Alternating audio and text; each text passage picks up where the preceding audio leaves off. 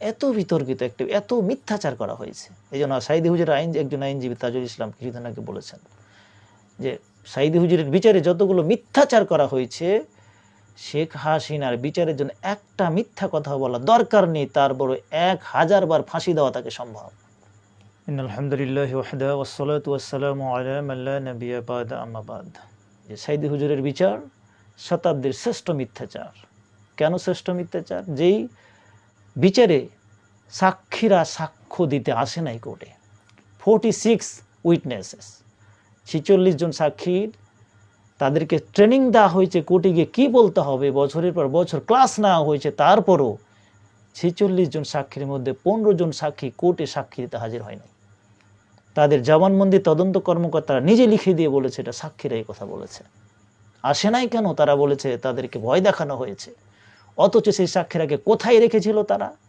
সেই ফৌজের মধ্যে রেখে বছরের পর বছর প্রশিক্ষণ দেওয়ার পরও তাদের সাক্ষী দেওয়াতে আনতে পারে নাই। সাইদি হুজুরের আইনজীবীরা সেই ডকুমেন্ট উদ্ধার করে বলেছেন কোথায় আছে, কখন কোন কনস্টেবল দায়িত্ব পালন করেছে, কখন কোন সাক্ষীর আত্মীয়রা দেখা করতে এসেছে, কখন কোন সাক্ষী বাড়ি গেছে, পুরো ডিটেলস কোর্টে পেশ করা হয়েছিল। তারপরে রাষ্ট্রপক্ষের সাক্ষী কোর্টে গিয়ে উল্টা কাজ করেছে। কোর্টে গিয়ে তারা কি করলো? ভাগৃতি হত্যার একটি অভিযোগ ছিল সাইদি হুজুরের বিরুদ্ধে, তার ছেলে গণেশচন্দ্র সাহা সাক্ষী দিবে রাষ্ট্রপক্ষের সাক্ষী। কোর্টে গিয়ে বললেন সাইদি হুজুর আমার মাকে হত্যা করে নাই। আরও একজন সাক্ষী, রাষ্ট্রপক্ষের সাক্ষী সুখরঞ্জন বালি, যার ভাই বিশাব আলী হত্যার অভিযোগ, মিথ্যা অভিযোগ আনা হয়েছিল সাইদি হুজুরের উপরে, এই সুখরঞ্জন বালিও সাইদি হুজুরের বিপক্ষে সাক্ষী দেয় নাই। এবং সুখরঞ্জন বালি বেঁচে আছে, এখনও তিনি কান্না করছেন, যদি আমি হয়তো বা সাইদি হুজুরের পক্ষ সাক্ষী দিতে পারলে তিনি আজ বেঁচে যেতেন। তিনি হিন্দু মানুষ, কিন্তু তারা তো পরকালে বিশ্বাস করে, তাদের আকীদার মধ্যে পার্থক্য আছে, ডিফারেন্স আছে, শিরক আছে, কিন্তু তারাও কিন্তু মৃত্যুর পরে জীবন আছে এটা বিশ্বাস করে। এই সুখরঞ্জন বালিকে কি করা হলো?